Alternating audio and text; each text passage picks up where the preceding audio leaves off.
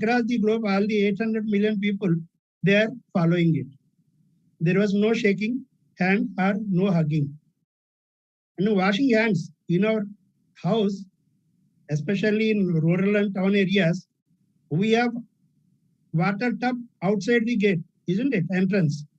We wash our hands, feet, and face before entering the house. And it has become very scientific formula to prevent corona nowadays. And before taking food also, we wash our hands, feet, everything, and then that has become order of the day.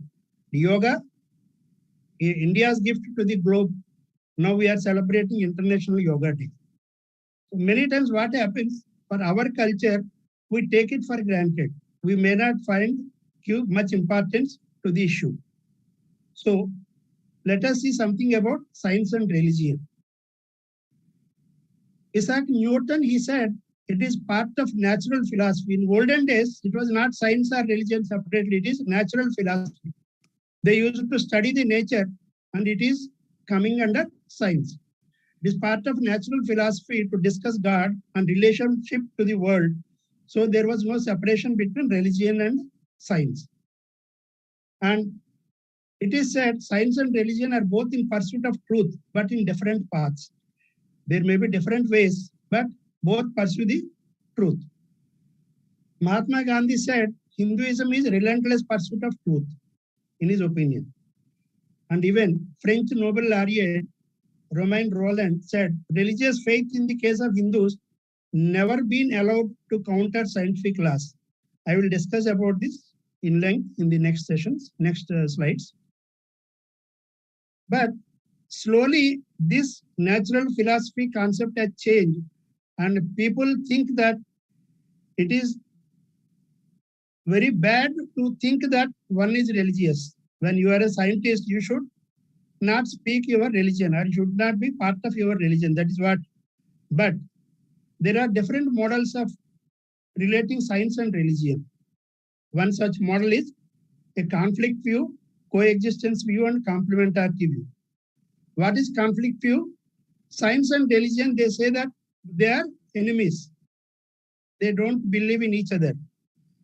They think that these believers, they think that science will dominate and religion will vanish in future. Whereas coexistence means they accept both religion and science. They say that both will exist and non-interfering. Many of the Indian scientists, we belong to this category. We believe that science is public, religion is a private belief. But there is a complementarity view where is the both will exist, religion and science.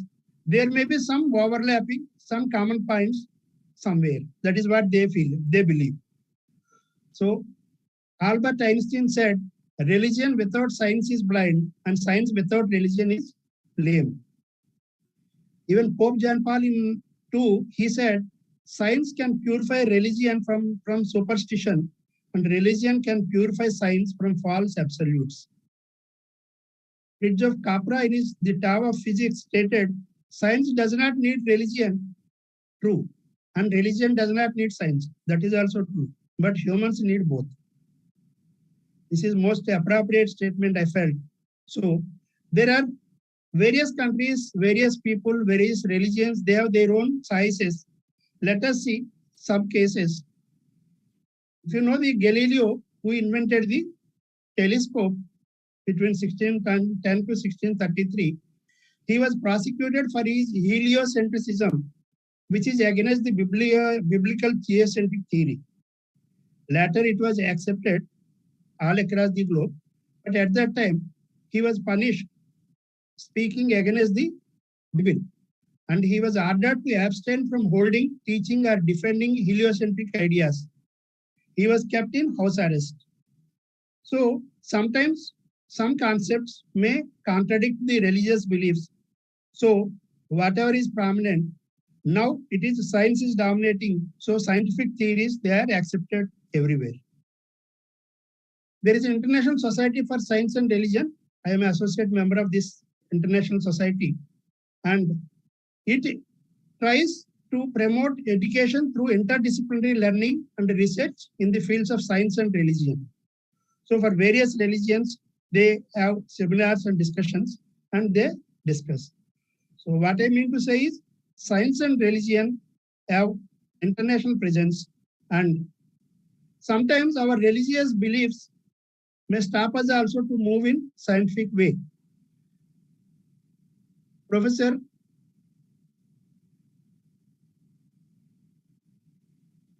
Brook, he is professor of science and religion at University of Oxford, and he shared an example. He was guiding a student when an experiment was not successful. He told the student to repeat it. He said, the God has spoken in giving the negative result, and therefore to do the experiment again was somehow insulting to God. So I don't repeat it. He feels that once the experiment failed, the God doesn't want it to continue. So he discarded that experiment, but which is not proper in a scientific temper. So sometimes our religious beliefs may question the scientific pursuit also. Pew data of certain international study. Pew is an international research organization. To better understand the ways in which science relates to religion around the world, they conducted a study of Muslims, Hindus, and Buddhists all across the globe. The Hindu interviewers generally took a different track describing science and religion are overlapping spheres. The Hindu respondents all across the globe, they said science and religion are overlapping, and their religion contains elements of science also, like the neem, haldi, whatever the turmeric powder, pasapu we say, whatever we use, these are used in the religious functions also. They say their antibiotic properties, they are already explained. And in Hindu culture, the theory of evolution is already included in Dashavataras, whereas some religions, they object for it. And they say that science and religion, they are overlapping but compatible. There is no outright rejection of the activities. So like this, then areas of scientific research, sometimes the scientific research is objected by the religious principles. Whereas they said in Hindu system, they were never disagreed with the teachings. Science is accepted and religious teachings are accepted. Whereas some of the European Christians, they said that in their region, they tilt towards saying that there is generally a conflict between science and religion. So in Indian system, we follow the science and religion, they go hand in hand. Studying chemistry as a Christian, you can see all the modern chemists, they are staunch believers of Christianity, starting from Robert Boyle, Michael Faraday, Coulson, and so many. They are all committed Christians, and they contributed a lot for the science upgradation and movement. Okay. Coming to the Islam and chemistry, the Indus Valley, you know that India was known as Indus Valley in the ancient period. Indus Valley and the wider Indian subcontinent proved to be deep wells of scholarship, which gradually came to be known in westward via translation into Arabic as well as Persian. You know, most of the Indian scriptures, they are translated into Arabic and Persian, and from there, they have reached the Western world. The 16th and 17th century, we had Muslim conquest, and Akbar, he facilitated translations of Indian literature into Persian and Arabic. There are people in 11th century, Abu al-Rayyan al-Biruni, he came to India, he studied Sanskrit and researched the arts, literature, and science. Okay. And the scientific cooperation between India and Arabs, it went on well for around 500 years. And another interesting point is what we call today the Arabic numerals, 1, 2, 3, 4, etc., they were in fact the Indian numbers. They went from India to Arab and from there to Western world. The Arabic word for numbers is Hindsha, which means from India. So there is a lot of contribution by Indians in the science and culture. For 500 years, it went on. This during Mughal period, lot of science and technology was developed, especially with the interest of the emperors of the sultans. Akbar shown lot of interest, and there were several subjects studied like astronomy, agriculture, engineering, architecture, medicine, etc. So the chemical technology, if you can see, chemical technology during the Muslim rule was centered on 5 areas. It is preparation of drugs, which was Ayurveda, preparation of perfumes and cosmetics, preparation of beverages, including fermented ones, making of dyes, making of gunpowder, and pyrotechnics. Rockets were also used. Metallurgy was also very flourished at that time. You might have seen the Qutub Minar Tower in Delhi. That is also an excellent example of the metallurgical advances of the Indians. Paper industry, it was flourishing in India, and they were using coating surfaces of copper with mixture of zinc and tin, etc. And jerry, we say, the gold and silver threads for clothing. And paper industry, it was flourishing in all across the country, starting from Kashmir, Sialkot, Jafarabad, Patna, Murshidabad, Ahmedabad, Aurangabad, Mysore, etc. During Tipu's time, it will be interesting to see that he prepared a paper that had a gold surface also. Paper with gold surface. So these are advances. We may not believe it that there was so much advances at that time. And the Mughals knew the technique of production of gunpowder and its use in guns. They were using different activities. They used it in rockets, sparks of fire, blazed with various colors and ended with explosion, all these things. Even today, the Indian Army follows for different, they burst different crackers with different colors, showing the need of the local situation. So the colors also they thought of in India, maybe around 16th century, 17th century itself. Besides explosives, there were perfume industry, and you will be surprised to see glazed tiles and pottery, they were also there in the Indian system long back. So coming to the point of Hindu vision, let me focus on what Mr. Radhakrishnan, the former president of India and a great philosopher who introduced the Hindu system to the Western world, his book on the Hindu view of life. Let me share some of these points. What he said is, what is Hinduism? When you see in most of the Western countries, they say that for some it is a museum of beliefs, medley of rites, geographical expression, so many things.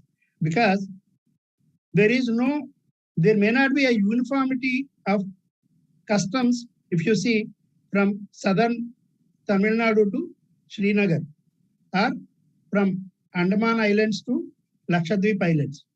But still, there is a unity of spirit binding its different expressions. So, and the term Hindu implied residence in a well-defined geographical area. That is what it is said. Hindu means those people who are living in this area, they are generally called Hindus.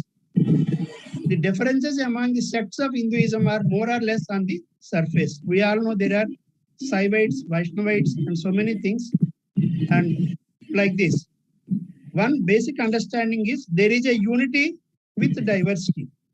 We have various diversities, but still we have a unity. The Hindu attitude to the Vedas is one of trust and tempered by criticism. This is very important. The trust we have in Vedas, but criticism, because however valuable the testimony of past may be, it cannot deprive the present age of its right to inquire and sift the evidence. In Hinduism, we allow criticism and we accept the criticism also. depending on that, the principles keep on changing. Similarly, there are various impulses in this.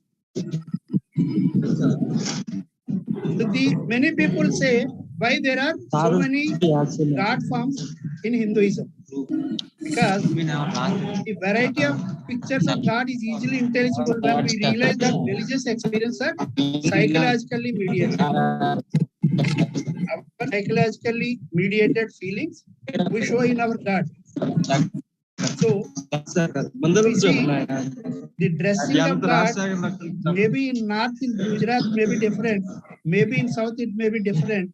We may decorate God with lungi or panche, whereas in Northern they may decorate it with different culture. There is a saying that silence is more significant than speech regarding the depth of the divine. To understand the God, silence is more important. That's why we have people called munis who follow mauna, silence, to understand the God. And we want to have God something definite and limited so that we can understand him. That's why we want different shapes, different cultures, different feelings for the God. But whereas God is not limited, we cannot restrict it to our own limited thinking. So God exists for himself. Whereas like this, now coming to the point of the Hindu research, as I said, the natural philosophy, the Hindu scientists, they were called as rishis at that time. In ancient times, all the innovative thoughts and postulates of great sages fell under the overall umbrella of philosophy. It may be religion or it may be science. There was no division between scientific and religious thinking in those days, all innovators being regarded as philosophers or rishis. They did not necessarily speak of religion alone. If you see, that's why we see several rishis. We know them as rishis, but they have contributed a lot in the scientific research. Science was an integral part and important preoccupation in ancient Indian culture. You can see. Another important point in Veda is we think that Vasudhaika Kutumbakam. Sir. Entire globe is one. Marup, sir. Huh. Sir, please allow participants, sir. Since you are the host, you can allow okay. Please allow the participants. I am thinking that you will do it. And I request all the participants to please mute their microphones. Sorry, I was not knowing that. That's why I'm following it. No, sir. Actually, you are being disturbed by the others. Yeah, please mute your microphones, participants. Yes. No. I am seeing this message, but I thought that you will be doing that. I'm allowing them. Just a moment. Okay, I will do it.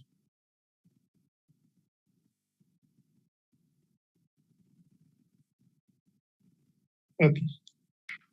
So, the global perspective of Hindu thinking and Vedas was, we think Vasudhaika Kutumbakam. The entire universe is one.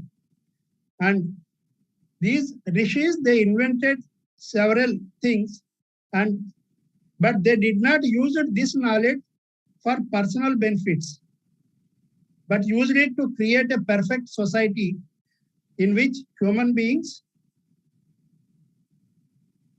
can live in comfort and harmony with each other and with nature. During pujas, you might have heard Prithvi Shanti, Aushadha Shanti, where we ask for Shanti for the nature, for the earth, for the plants, for the creatures, everything. We ask for the peace for everything. That is the Indian culture, what we follow.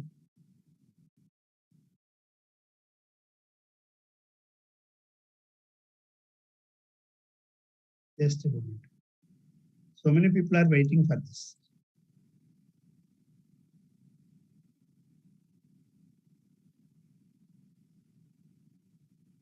So their theory, their knowledge was not just theoretical, but was applied to every aspect of human life. Since food is basic requirement of life, in agriculture, they produced new seeds, fruits, roots, spices, gave them to people. During, I will tell you how they influenced their daily life. Here in Maharashtra, during Sankranti day, there will be cold. The winter will be there. So they take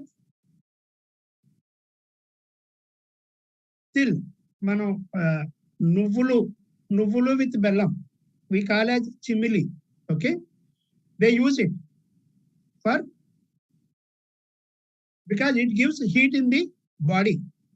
So they scientific principles they are brought into daily activity of the common man. They also taught physical postures which would increase both spiritual and physical health, known as yogasana.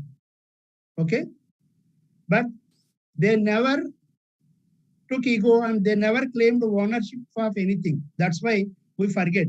Whereas today, for everything, there is a intellectual property rights for everything. Here, one interesting thing is when I was studying about IPR, I was told you might have studied Vamana Satakam in your school days. Uppu Kappurambu Nokkam Polikanundu. Every stanza ends with Vinura Vema. That means Vamana has included his identity into every stanza. That was the intellectual property right. Similarly, Sumati Satakam. So these are the things like, but the ancient rishis, they never claimed their property right on these issues. So they simply left it for society benefit. Okay. There are many other creatures in the universe and all of them have an equal right to enjoy this multifarious universe and everything has a place and value. That's why Vasudhaika Kutumbakam. That is what we call as Western world is full with materialism, whereas we are in the feeling of Vasudhaika Kutumbakam. So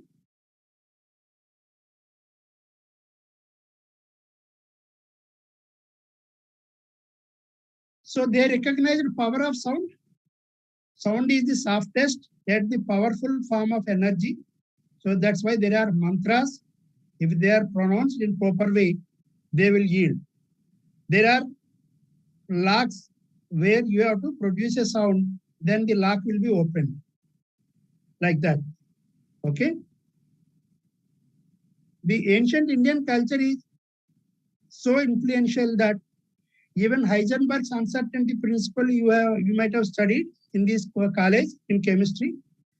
He said, Heisenberg told that he visited India while he was developing that concept and he had a number of talks with Tagore and other Indian scholars. What he said was all these new ideas in quantum physics were in fact not all that crazy. He realized there was in fact a whole culture that subscribed to very similar ideas. So you can understand even in developing some of the new concepts, modern concepts, the Indian concept was taken into consideration by the foreigners. So many of the international scientists, they accepted. Let me say, Colonel James Todd, British East India Company, when they came to India, he said, where else can we look for sages like those whose systems of philosophy were prototypes to whose works Plato, Thales, and Pythagoras were disciples. So when British East India Company came to India in 1600, he commented that there was a depth of knowledge in India which we were missing in the Western world. Susruta, Charaka, he explained around 1 lakh herbal plants in the country available at that time. Okay. And Aryabhatta, Kanada, he was the founder of atomic theory. He said every object of creation is made of atoms, which in turn connect with each other to form molecules. So, Bhaskaracharya, Nagarjuna, you all know, He contributed a lot for chemistry and metallurgy. And in Kautilya's Ardhashastra, which was in 3rd or 4th century BC, it contained about mining and so many things, fermented juices, oil extraction, so many things.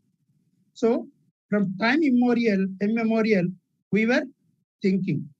There is a very good book written by Professor Praful Chandra Ray, History of Hindu Chemistry. If you can get it, it is available on Amazon also. You can get it. This book mentions about the ancient Hindu chemistry. Come to part of the qualities of a chemistry teacher. He said qualities of a teacher of Rasa Shastra. In olden days, it was called as Rasa Shastra, Rasa Vidya. The teacher should possess all the knowledge, expertise in various processes, and a thorough knowledge of all the literature and rasa. He shall have achieved success in many sacred texts, shall always have courage. A chemistry person should have a courage also, because you should be ready to take up experiments. A highly distinguished personality and an unswavering mind. What you believe, you should feel confident on that, and there should not be any wavering in the mind.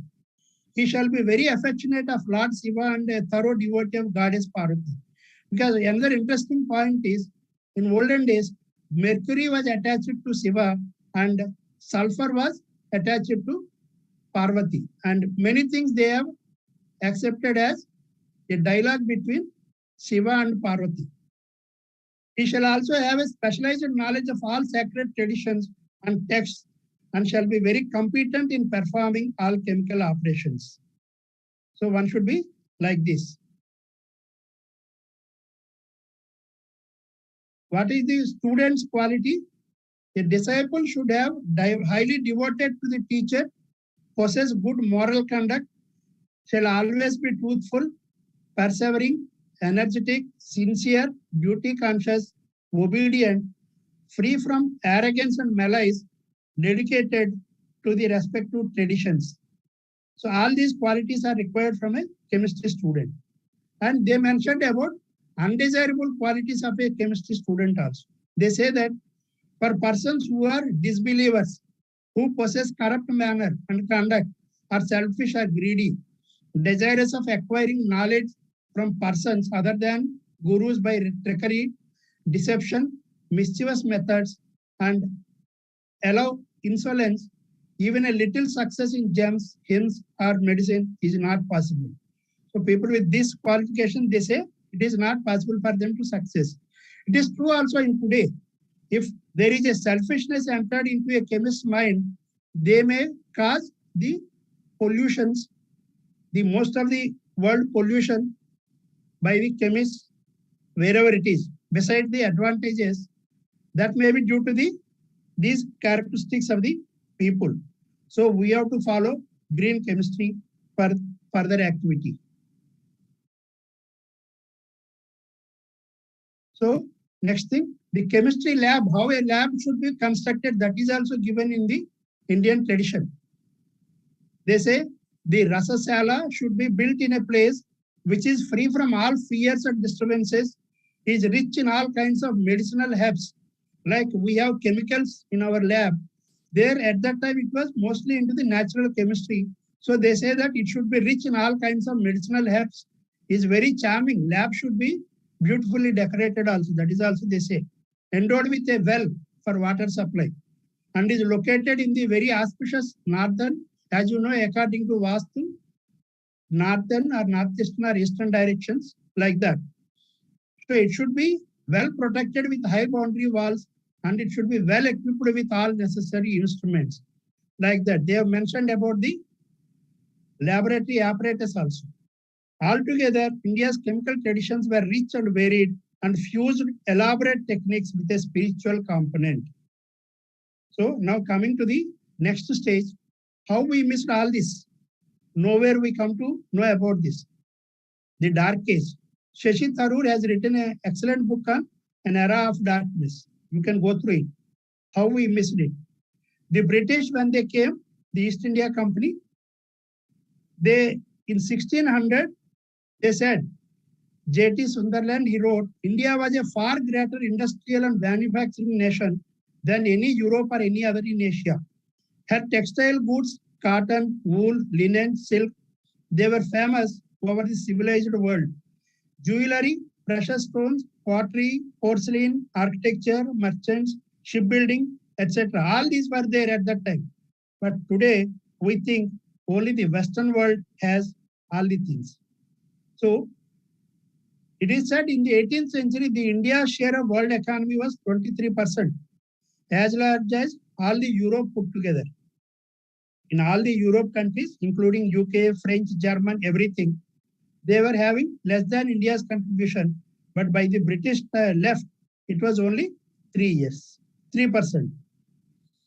So, with all this, it is said that Britain's industrial revolution, we all know that during 19th century, their industrial revolution, it was built on deindustrialization and destruction of India's thriving manufacturing industry.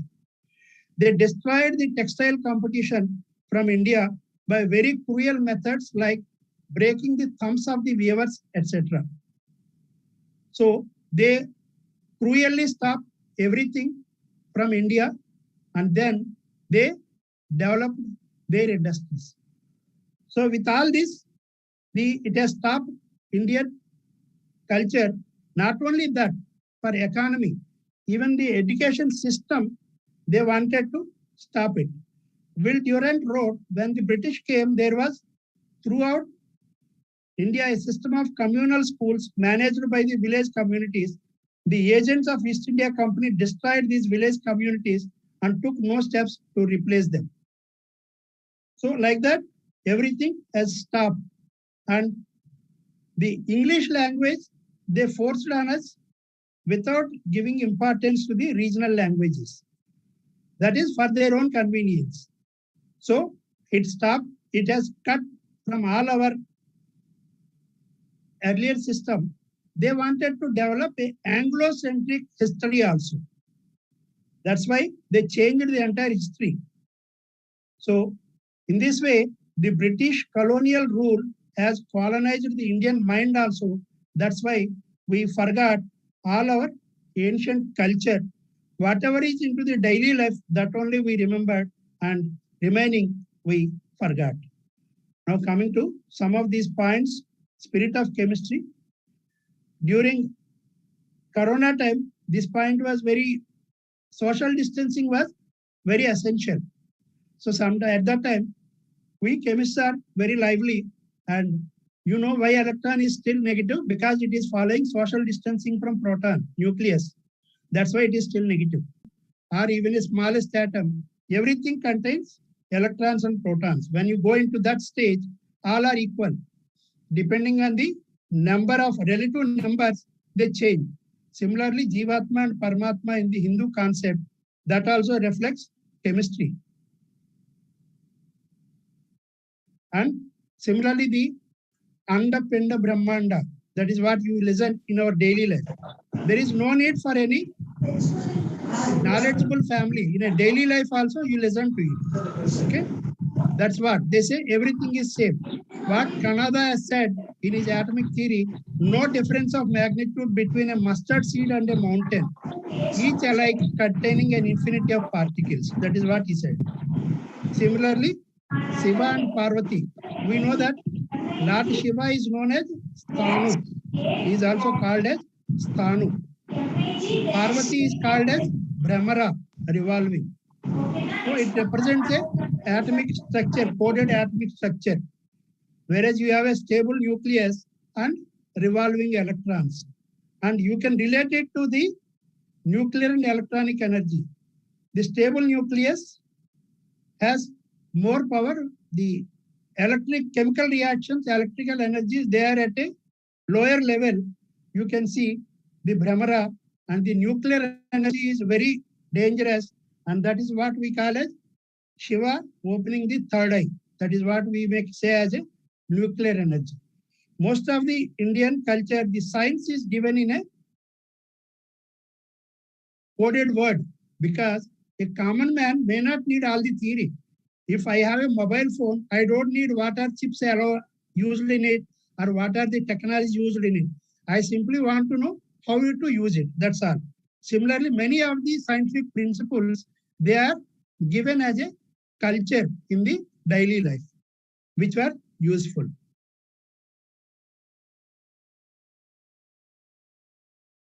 So you all know about Vali and Sugriva, and also as a chemistry person, you know the isomerism in chemistry. In Vali and Sugriva, both are brothers, where they are very similar, same almost. So when they were fighting, Vali is negative person, Sugriva is a positive person, useful for their clan of Vanaras. So you can see both are same, but one is bad, one is good. Similarly, when you see chemical isomerism, you have the same formula but different structures. So here I will give you some examples where it is diamine dichloroplatinum 2. Here, this is cisplatin where both the chlorine atoms are on the same side. Here it is transplatin where they are on the opposite side. This cisplatin is anti-cancer drug used in the as a medicine, whereas this transplatin is a toxic compound like Vali. This is like Sugriva. Similarly, another example of 2-bromo 2-chloro 111 trifluoroethane and 1-bromo 2-chloro 112 trifluoroethane. Here all the fluorine are one side. Here it is one is other side. This left one is inhalational anesthetic used as a medicine, whereas the right one is a toxic. Here just I want to present as a activity. And there is you can listen. Satsangatve, Nisangatvam, Nisangatve, Nirmohatvam, Nirmohatve, Nischalatatvam, Nischalatatve, Jivan Mukti. You can see the entire chemical bonding principle follows this. Every atom, every species tries to get stability. That is what the Nischalatatvam, the stability, they want to get it. So Dvaita, Advaita and uncertainty principle is also there. The Dvaita is there are two God and Jivatma and Paramatma, they are different. Whereas Advaita says both are same. Similarly, we have the Heisenberg's uncertainty principle where it says that whether it is particle nature or wave nature, that is not clear. Similarly, the Hindu culture, they absorbed the things and evolved into a new system. Like Aryan and Dravidian cultures, they merged and developed into a new system. It is changing, evolving, like a chemical reaction. In a chemical reaction, it leads to a new product, not a physical mixture of the things. Similarly, here also,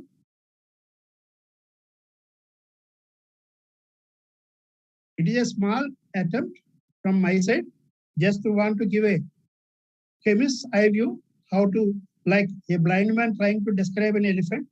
I tried to give some examples which may be of general interest. And thank you very much for patient listening.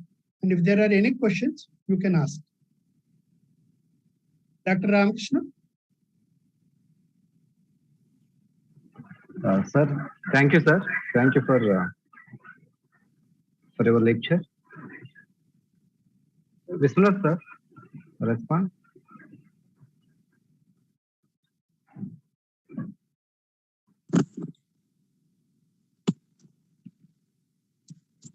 If you have any, there are any questions, you can ask. Any queries, any doubt?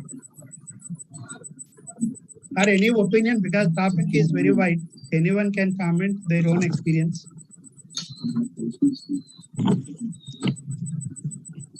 Dear participants, any doubt? You can ask any doubt.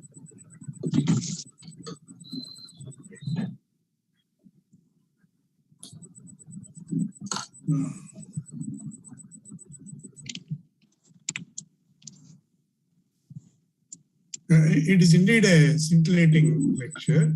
No doubt. Thank you, sir. Welcome. Yeah. It's better if you can share your email ID so that we can exchange the views, because we are also using only Indian traditional materials in our research. As you mentioned, turmeric powder, the neem, tulasi, kanuga, like that. So we are exploiting the biochemicals. So I think it is better, suppose if we can, or personally, if you can share your email ID, so that, because in this forum it is not possible to exchange, because limitation of the time. So Definitely, sir. yeah, it is very I will nice. share my email. Sure. Or I can get it from Professor Party also, if he's Yes, sir. He knows. Okay, no problem. Okay.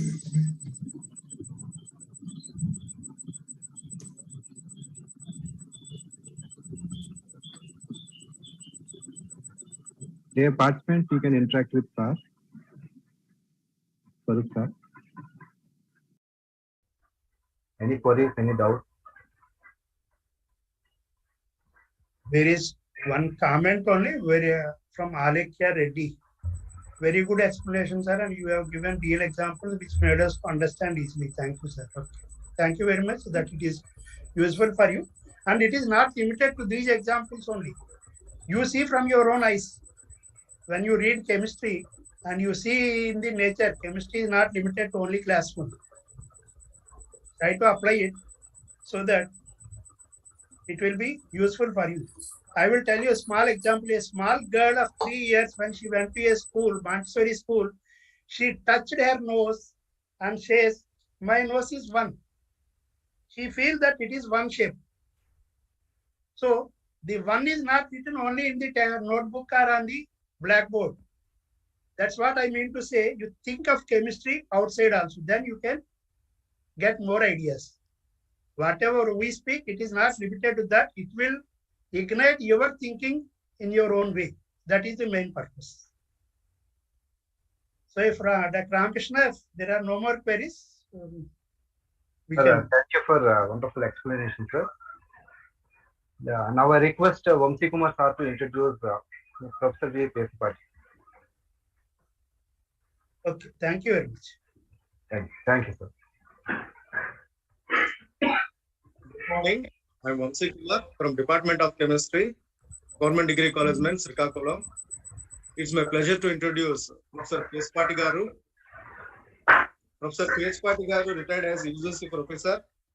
He received his BSc and MSc from Andhra University and PhD 1971 in organic chemistry. Professor T.R. Sheshadri, FRS from Delhi University.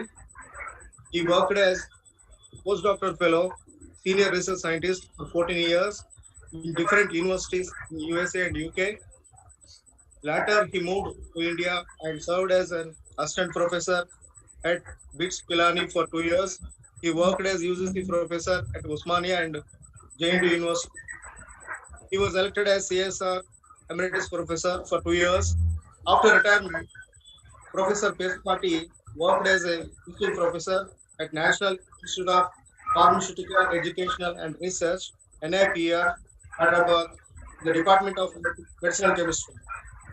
His main research interests are in the area of medicinal and polymer chemistry, and supervised 12 PhD students, 100 MS students, and published 85 research papers in national and international journals. He is having 40 years of teaching and research experience. Presently, he is a senior special advisor to the Royal Society of Chemistry, local section, Deccan, India. He conducts teacher training programs, workshops for school, inter, and BSc students.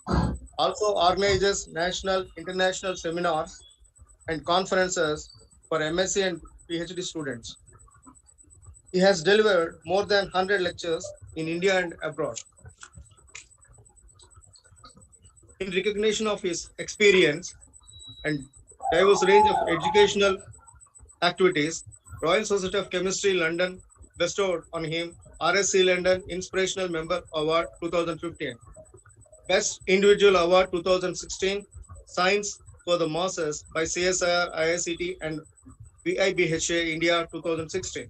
RSC London honored him Award for Service in Chemical Sciences 2017.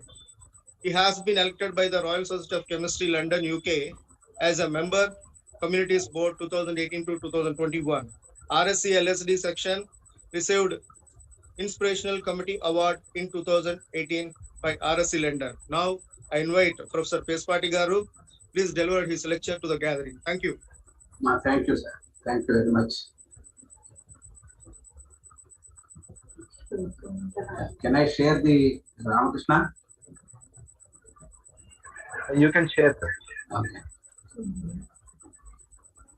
This time sharing.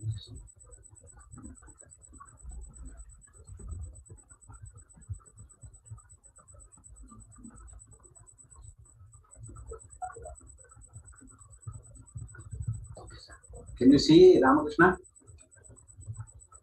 Ramakrishna? Ramakrishna, We can see, sir. Cool, sir. Okay. Thank you. Slide show enabled. The talk is slightly different to the previous speaker, Yeah. Dr. Swarup Garu. I thought this is very important because many people are facing this myth about the generic drugs.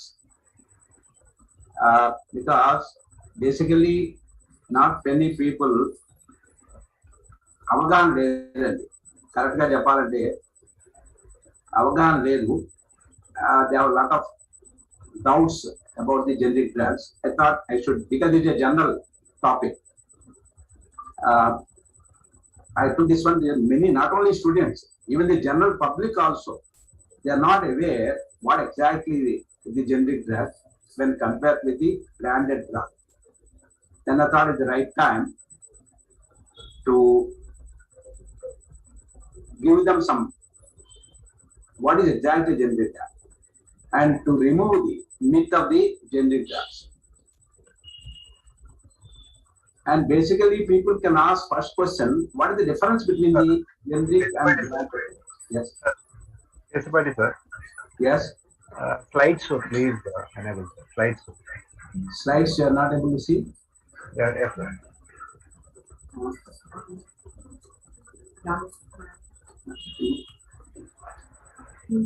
Not able to see.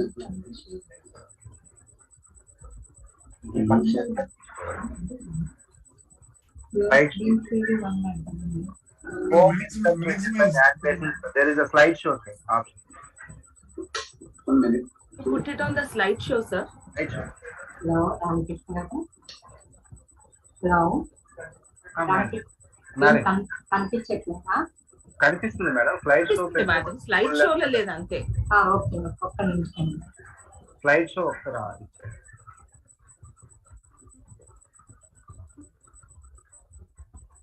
Slide show sir top లో ఉంది చూడండి sir. Top లో ఉంటుంది sir. Animation fifth animation తర్వాత slide show అని ఉంటుంది. అది click చేయండి సార్. కింద ఉంటుంది చూడండి, లేకపోతే కింద పర్సంటేజ్ పక్కనే ఉంటుంది చూడండి. బౌల్ అని ఉంటుంది. బౌల్ రైట్ సైడ్ చూడండి, చివరి కింద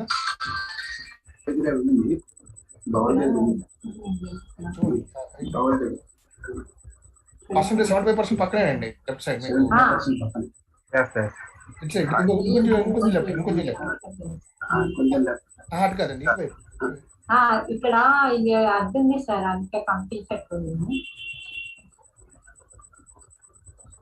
ఇక్కడ సార్ మేడం గారు పైన హోమ్ అని ఉంటుంది కదా, హోమ్ ఇన్సర్ట్ డిజైన్ పైకి రండి.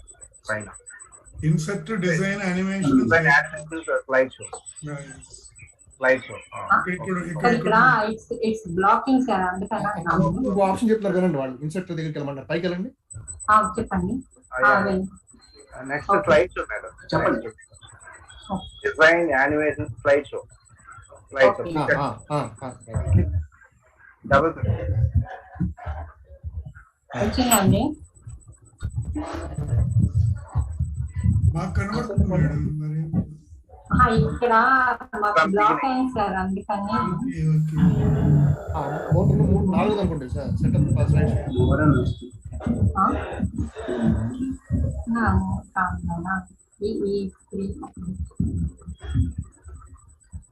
Slideshow from the beginning. Slideshow.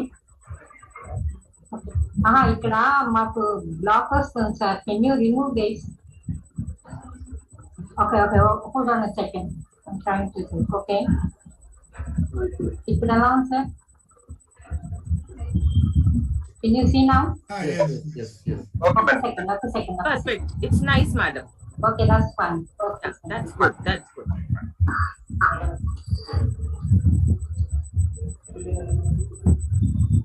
Sir, can you see now? Yes. Please continue, sir. Okay. Sorry for the interruption. Coming back to today I'm going to talk about what is the difference between the generic and branded drugs.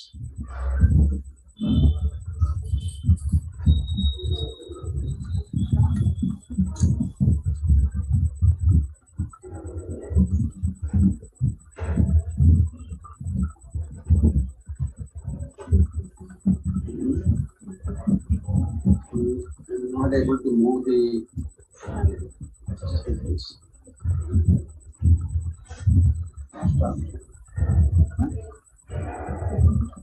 not able to move the slide.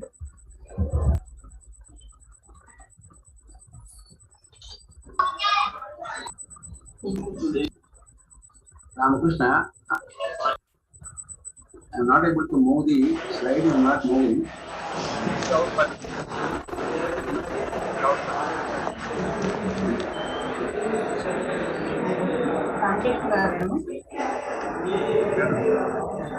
చెప్పండి. ఇది move అవుతుంది side. Madam buttons down buttons ఉంటాయి కదా madam. అదే నాకే తెలుస్తున్నారు sir. Close చేసి మరోసారి share చేయండి మేడం. ఓకే, ఒక నిమిషం.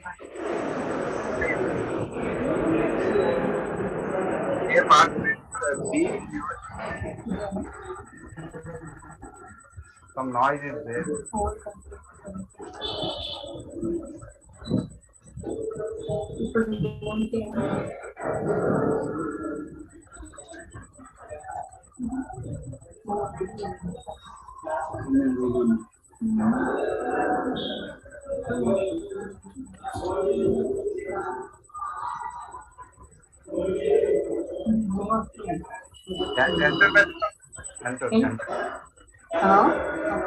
Enter button.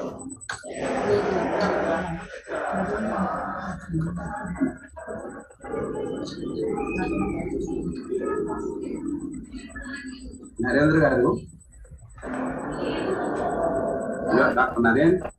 Sir, can I share otherwise? Yeah, can please. I share? Yeah, please. Ask them to give permission. Ramakrishna, Narendra, you share my slides. We got Okay. It's fine. Okay, ma. Narendra, please start. Yeah, please. Okay. No, this never happened.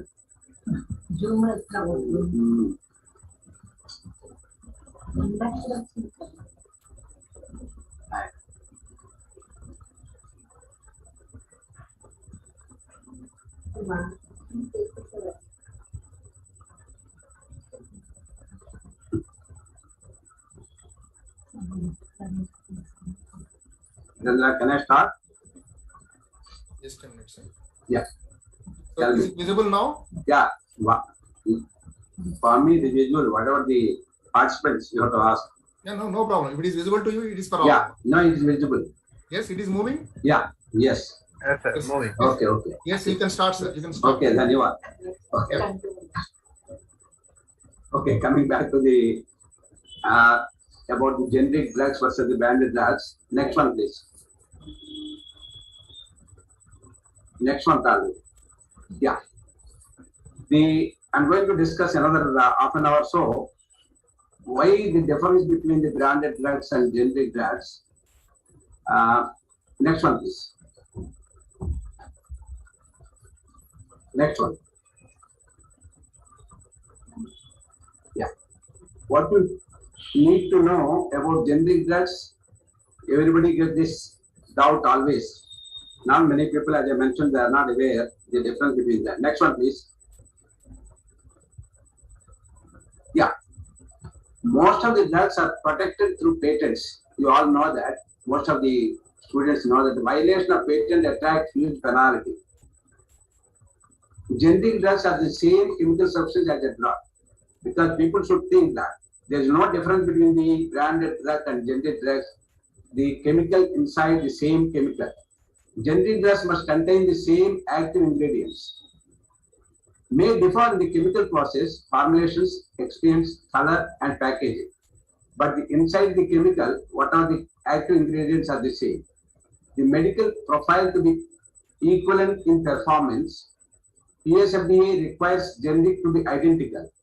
Generics are allowed for sale after expiry of the patent. You know what happens? Any drug, they get a patent for 10 to 15 years. After the patent expiry, anybody can manufacture the same thing instead of one company. Next one, please. Yeah. This is the cycle. Most of the chemistry or pharmacy students, they know that farm cycle, synthetic starting materials are expensed from natural products, then active, then finished dosage form. You see the marketing, then finally it goes to the patients. This is the cycle of the pharmaceutical industry or the drug cycle. Next one, please. Next one, please. Same thing. Yeah. These are some of the regulatory authorities. This is the left side is the Indian authority, FDA, European, and also some Russian one, Russian drug regulatory. Different countries, they have their own authority to put a drug in the market. Next one, please. You see here, generic medicine, the right one is the branded drug. Generic one is a low cost and the right one high cost. More players as I told you, because branded drug manufactured by only one company, he distributes. Whatever you put the price, the others has to follow. Nobody can manufacture, they can take them to court. Here, once it becomes a generic, as I told you, generic means after the expiry of the particular drug, it becomes a generic so that anybody can manufacture, but the chemical component is the same. That means more players will the same as far as the drug contains. Why are generic drugs cheaper than branded name drugs? This is true also. This one, generic drugs are cheaper than branded ones because less production costs, less advertising costs, less manufacturing costs, greater competition among manufacturing and distribution. These are all the factors to become why it is become. Less production cost because already marketed in the for last 15-20 years. Less advertising cost, there is no advertising at all. Less manufacturing costs because there are many players. Greater competition.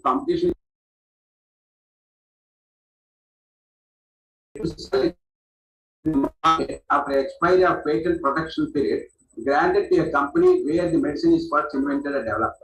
The particular company is invented, then they get the patent rights, 15 years or 10 years, whatever. And also another example, acetyl salicylic acid. Asthma used to reduce fever and release mild, moderate pains from conditions such as muscle aches, toothache, common cold, headaches. It may also use to reduce pain and swelling conditions such as arthritis. Here you see again branded names: Icosprin, Icotrin, Ninopin, Alka-Seltzer, Anacin, Woodis. See all these branded names. But what is the generic name? Aspirin. The same chemical, same formula, same structure. Next one, please. If I say simple example for general public, if I say fruity and maja, both contain mango juice only. But each company which introduces the market gives its own name, like a branded name, saying that that product is better than the other brand.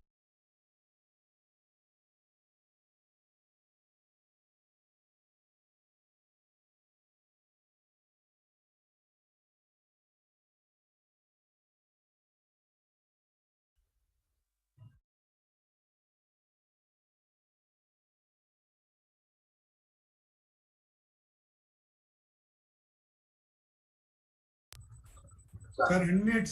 Yeah, sorry. Yeah. if I say blue tea and Maja, both contains mango juice only. But each company which introduces the market gives its own name. They have to sell it. It has to be different name for each company. One company says Maja, the other one is fruity. But inside, just I'm saying in a common man's language, inside contains what is there? Mango juice only, just like paracetamol or aspirin. You know, in a similar manner, drugs also they put their own names to sell it in the market. But inside what is there? Morgarism. There also paracetamol, aspirin. Next one, please. One can ask why this difference in prices between generic and brand name. This is a good question. Everybody gets that. Why the difference when you say the both are same, where the same molecular structure, the cost of the branded medicine is high when compared to the generic drug. That's one main point. One has to spend crores of rupees to invest in a product or a new drug to put it in the market. Any new drug to put in the market, it costs crores of, even millions. You know, it takes 10 to 15 years to find out one drug. Next one, please. For example, to produce one drug for cancer treatment, many scientists do a lot of research and work many years, and the company invests lots of money to synthesize a particular chemical molecule, followed by animal tests, clinical trials, and human trials, and finally, after the approval from the regulatory authorities, then it will enter into the market. See that how many stages are there before coming to the market. That means they have to spend a lot of money. That's why most of the companies, small companies, they can't afford. Even most of the Indian companies also. Nowadays, of course, they are doing the basic research to invent new entity of molecules. Next one, please. After the research work done by a particular company, patents it and the particular drug and fix its price. The company can fix its price because they spend a lot of money on the basis of that, they pick a particular price to their particular drug. Usually the company which develops the drug, particular drug can get patent rights for 15 to 20 years exclusively. Exclusively, you underline that. No one can produce the same drug without paying royalty to the original company. And the company can decide and dictate the price. Dictate the price, unfortunately, or whatever it is, most of the drugs coming from Western countries, this is the story, you know. Next one, please.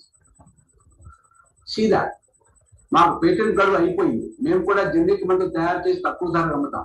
Once the patent is over, many companies, most of the people, they are not aware, most of Indian companies, they are the manufacturer of generic drugs only, not the branded ones. Branded ones are there, one or two, but mainly generic drugs after they acquire the particular drug. Next one, please.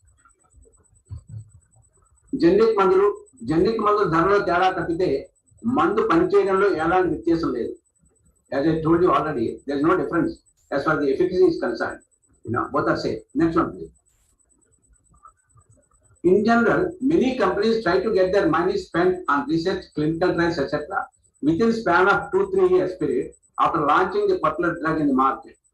Even though they spend a lot of money, but you must see here, within 2-3 years, they get their money back, whatever they spend on research and human and advertisement, everything. Next one, please. Marketing through publicity.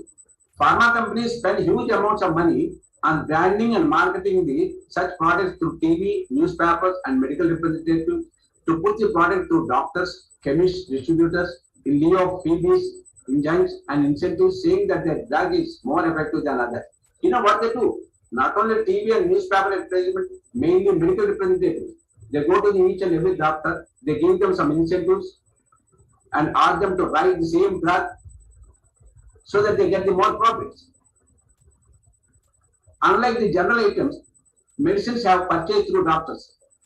Fortunately, of course, it has to go through doctors only. We can't buy any medicine. That means doctor is the mighty. I'm not blaming any doctor in this respect, but doctor has to prescribe most of these drugs. Next one, please. Role of a doctor. Doctor play an important role for the branded drugs. Pen is the mighty in the hands of the doctor. If he or she prescribes a particular branded drug, the company gives them gifts, dinners, parties, and you cross a particular figure in rupees. The company may send him or her abroad for a pleasure trip, etc. In addition to this, they get commission from the medical shops also.